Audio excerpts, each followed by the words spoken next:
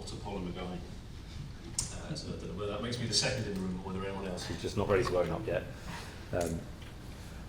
But I thought we'll go on. What am I going to talk about today? Well, I'll start by just giving a bit of a background on who am I and where have I come from.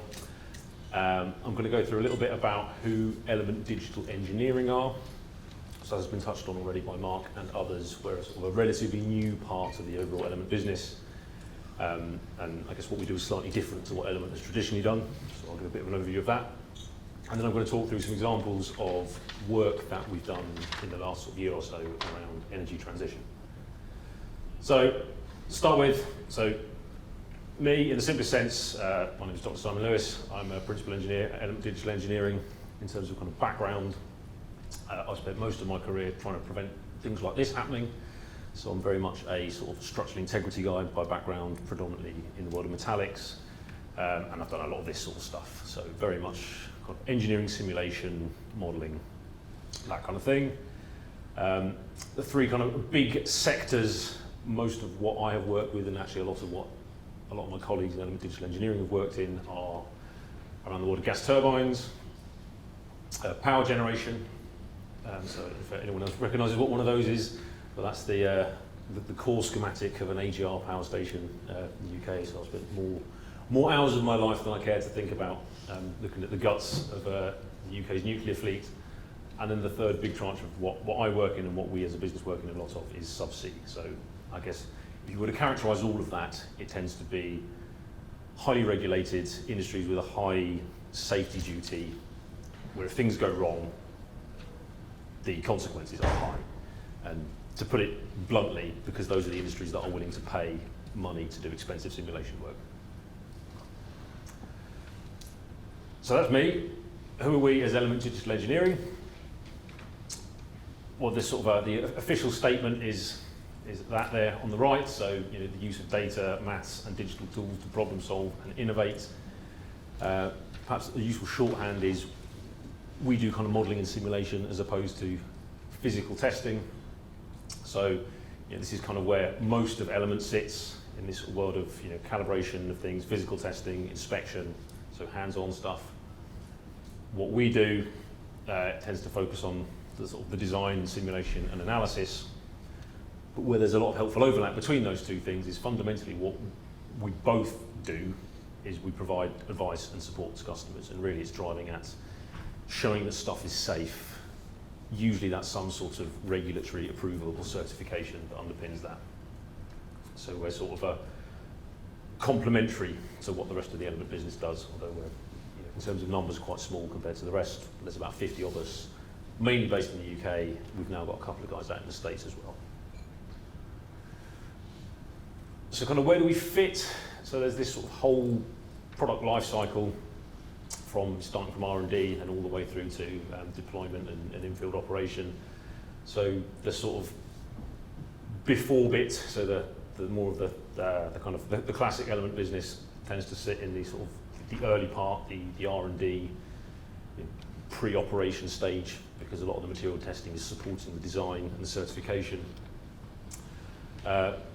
We support a lot of that too in the world of modelling and simulation.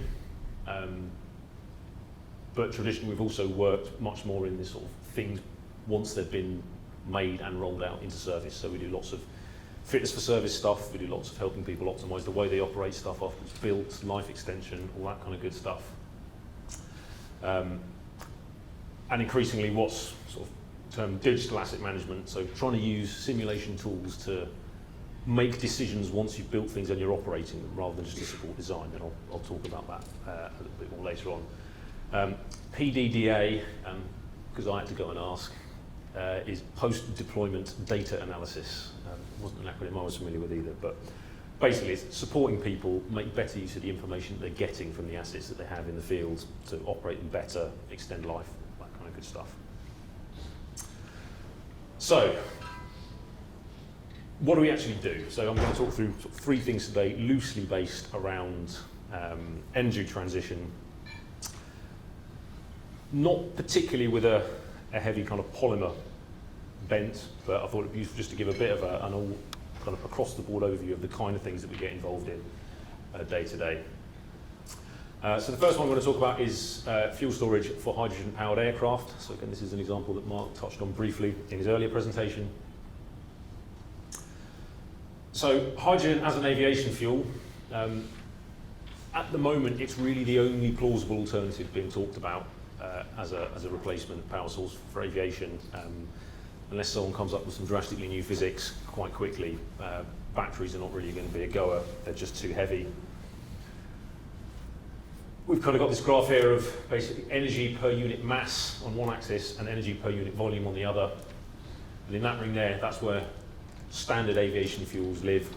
Things like we've got kind of kerosene and butane, diesel and stuff like that. Things we're all pretty familiar with. Hydrogen lives over here. So actually, in terms of energy per unit mass, it's pretty good. And that's great for aviation because weight is a real problem. In terms of the energy per unit volume, it's not so good. And again, having an absolutely massive fuel tank on an aircraft is not ideal because you want to fill it full of people and freight instead. So, great high energy per unit mass. The problem is we have quite a low energy per unit volume. And practically that means pressurizing and storing in liquid form, so LH2's liquid hydrogen, is going to be essential to make this viable. So what are the challenges to that? So typically we'll end up with something that looks a bit like this. So again, similar to the image of the CO2 that we saw earlier today, where we get this two-phase as you compress. So we get a very similar thing with hydrogen in a tank of a liquid phase and a gaseous phase. We're going to get heat coming in from the surrounding environment, and that's going to tend to heat up the gas phase, and it will cause boiling in the liquid phase. And we usually get a temperature difference between the gas and the liquid at the surface, and that can result in some quite kind of exciting phase change stuff, or boiling between the two. So why does that matter? Well, at atmospheric pressure, the boiling point of hydrogen is really pretty cold, minus 253 centigrade. So unless we pressurize it, it's a gas. It's pretty cold up where aircraft operate. But at 40,000 feet, it's about minus 50 centigrade, so you've still got a massive gap there if you want to keep it in liquid phase. We can insulate stuff, but we can never insulate enough to prevent some boiling, so it's just a thing we have to live with. We can help by pressurizing it, but the movement of heat is quite complicated because we have the boiling of the liquid at the walls. The gas will tend to heat faster than the liquid, and then heat moves from the gas into the liquid. As it boils, we get more gas. That increases the pressure. That then tends to limit it, because the pressure goes up, it tends to stop it from boiling.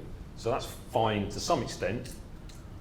But if the pressure gets too high, we've got a problem with the integrity of the vessel that we're keeping in, so we might need to vent it to control the pressure. But we don't want to vent it, because that's the fuel, we want to hang on to it. Secondly, we've got a fuel system that's designed to deal with liquid, not gas. So if we try and start pumping a gaseous fuel around our fuel system, we might end up with real problems for the turbines on the wing that are actually giving us the power. So that's one set of challenges we have to deal with. So if it's all stationary, your gas heats up, we get some boiling, we tend to, eventually everything will reach an equilibrium where we'll have a two-phase system. And we get some increase in the tank, and eventually the thing self-limits. We might have to vent some depending on how high the pressures get, but eventually we'll end up with some sort of equilibrium. So that's fine if it's sat there, but people like to do things with planes that make things slosh around in the tanks. So this is the sort of thing this is the same image we saw earlier. We tend to get this sort of behaviour. As sloshing happens, it means we've got those two things are mixing. And we've got a hot gas and a cold liquid, so then we get more heat transfer between the two, which means the gas tends to be cooled by the liquid, pressure goes down, but then the liquid gets heated up as it mixes with the gas, which means we get more boil off of the liquid, which means the pressure goes up. So what happens to the pressure in the tank as it sloshes? It's not clear. So what pressure do you design your tank to operate for? How do you know that it's safe? So what can we do? Well, we can actually do quite a bit. using simulation and what we've built up over the years of operating high pressure systems. So if this was something that was sat on the ground in a chemical plant, we'd just make it thicker. But we can't do that for an aerospace application because we can't live with the weight penalty. So we did quite a big package of work with the ATI, which is effectively sort of UK government funded, to try and develop boiling models and ways of simulating what goes on as you slosh hydrogen in tanks.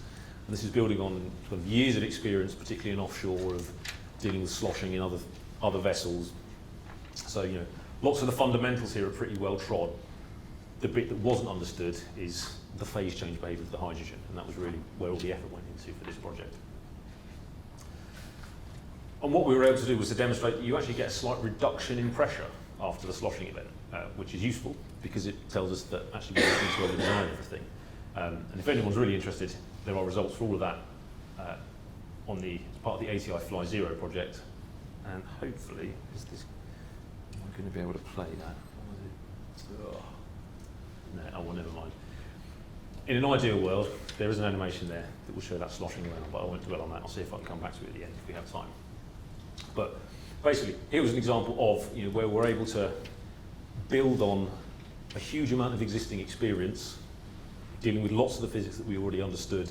We were missing a little piece, which was this boiling effect, and we were able to effectively knock out one of these big unknowns around the use of hydrogen as an aviation fuel. So second thing, I'm going to step away from hydrogen, and this is talking about something a bit more general. So, you know, thinking about ways that we get better value through life from using simulation and engineering. So the use of simulation isn't new necessarily. You know, it's been done in one form or another for the thick end of 50 years. And really the starting point is, well, you know, we've always got someone that starts with a problem, a customer problem from our point of view, and what we want is to get us some information that we don't currently have access to.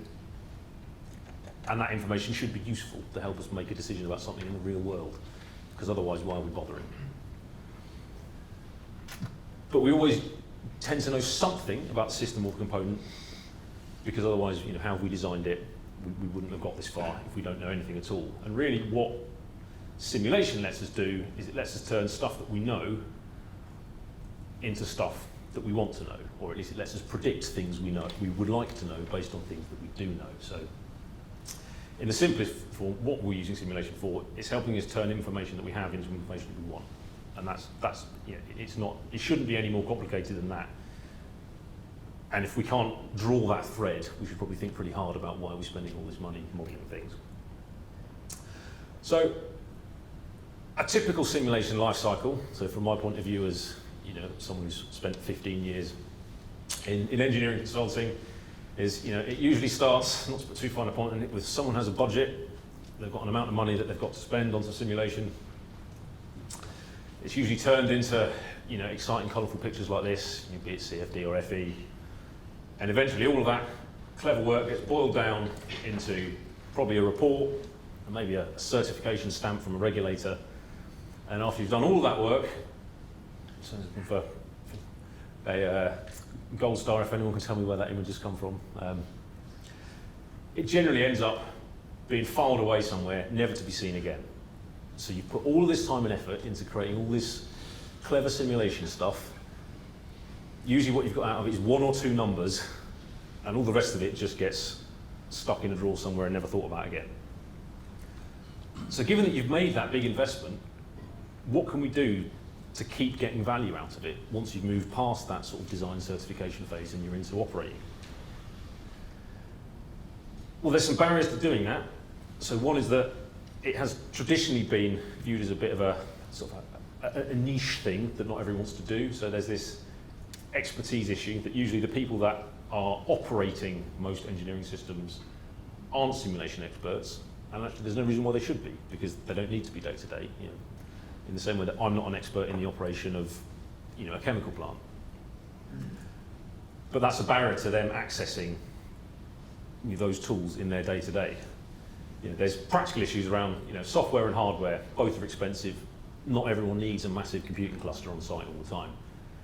Timescales are an issue. You know, lots of the clever stuff that we do might take many weeks to run. People don't want to wait many weeks. They just they've got a decision and they need to make it, today, next week. So, traditionally it's not been helpful for sort of operational decision making. But there is a way around this. So we sort of think that traditional simulation methods tend to be very detailed, very flexible. We can use them to do all sorts of different things with, but it kind of makes them a bit cumbersome. And actually what we want when we move from the sort of design stage to the operating stage is usually things that are very specific. People have already got a system, they've built it, they want to know very specific things about that system. They don't need to know absolutely everything about it. So what do I mean by that? So a specific example. So subsea cooling is something that we as a business have done an enormous amount of in the past. So particularly operators are worried about hydrate formation when systems are shut in. How quickly do they cool? Production fluid starts to cool to the temperature of the seawater around it. If it gets too cold, you get these waxy deposits formed that can block the system.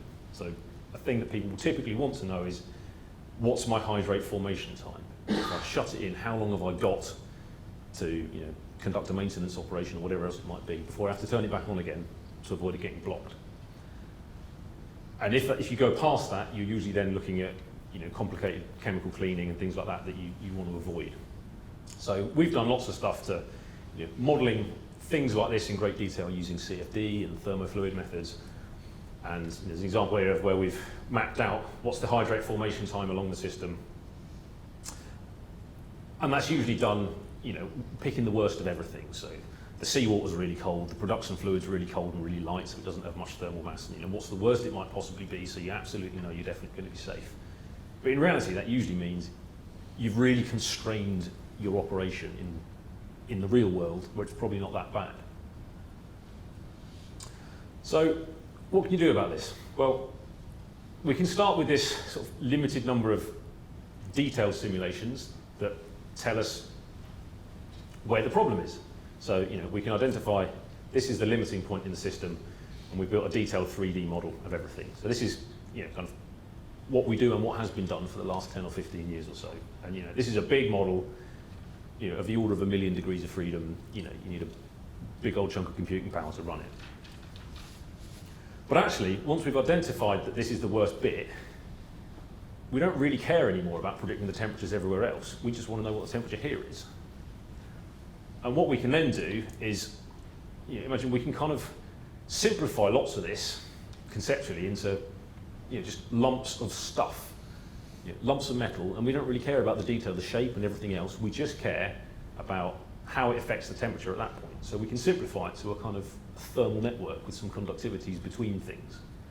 So we get a reduced order model, and that's got of the order of 10 degrees of freedom. So hopefully you can already see that solving that is going to be a load quicker than solving that.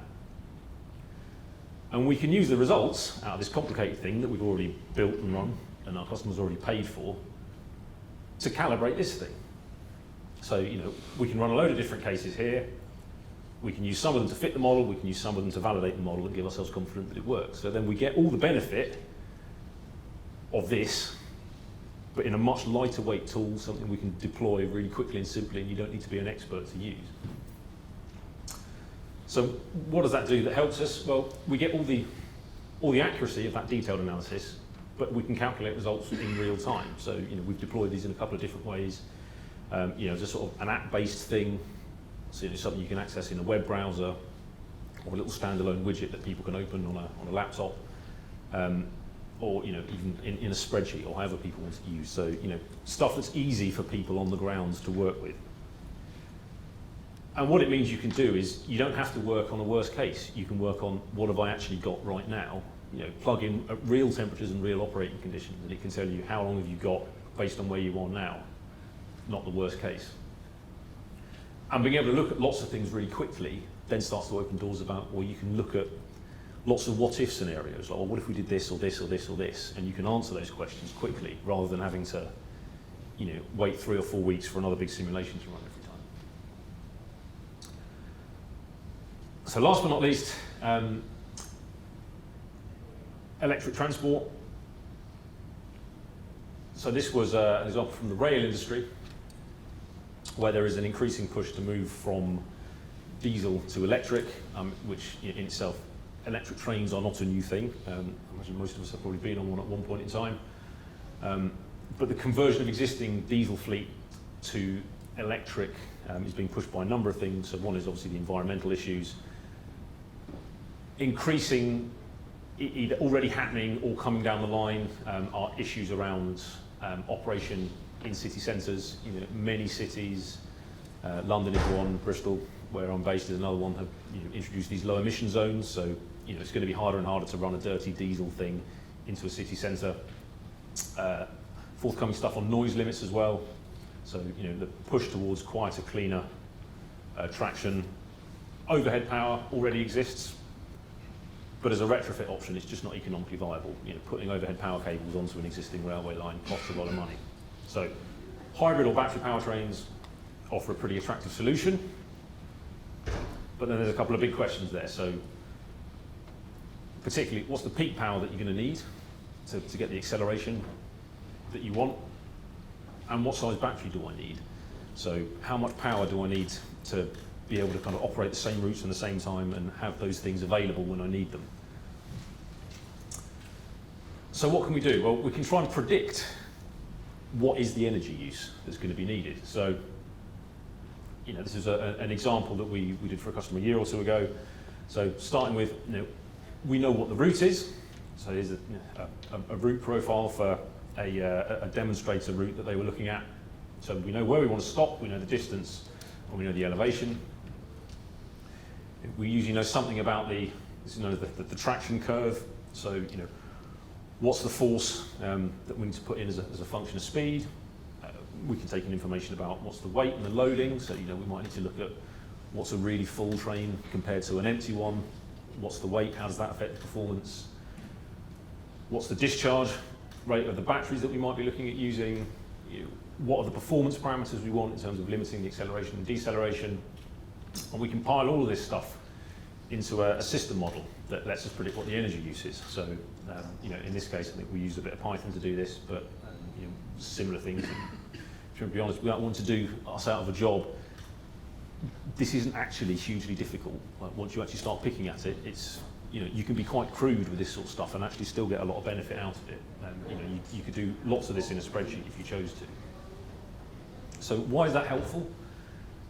Well, it lets us predict things like what's the speed, the energy use, and the time of that journey. So we can see here we've got speed on this black line, so you can see pretty clearly we're sort of accelerating up to speed and then decelerating, each of these being a station stop, and then we've got the total energy usage as we run that route, shown there in red. And, we can do things like run the route in both directions because one's more uphill than down, and the energy use is different. We can start to, for want of a better word, kind of war game different operating scenarios. So we can look at, what does that look like as we toy with different peak speeds and different peak speeds at different loads, and what impact does that have on the journey time? And that's all important if you're an operator, because what you want to avoid is being up here.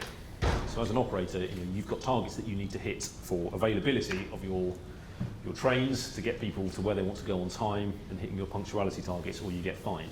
So by using these models, we can start to look at, what's the variability of all the inputs and how does it affect how much energy we're likely to need to be able to meet the operation and avoid getting fined by the regulator. And then you can start to look at the trade-offs. So like, how much risk do we want to live with, and is it worth paying more to avoid it? So you can sort of do that kind of techno-economic assessment. So why is that useful? What were the benefits? I mean, it was a relatively simple system model.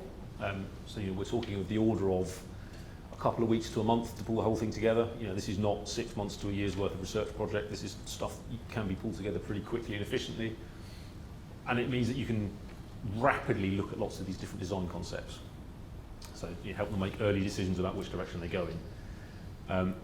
They're using it now to start looking at these different trade-offs in terms of the operation. So, things like if you bring your top speed down, if you limit what the acceleration that you want, what does that do to journey times? What does that do to your punctuality? What can you live with? And the fact that it's quick and you can turn it over, the model over, rapidly, sort of tens of seconds rather than hours at a time, means you can then start optimizing. So you can look at these different ways of running the system and decide what's the right size of the power system. So, what's the trade-off between a more expensive, higher power system versus a cheaper one in terms of punctuality and all that other good stuff. And I think that's me. So I have to take any questions out of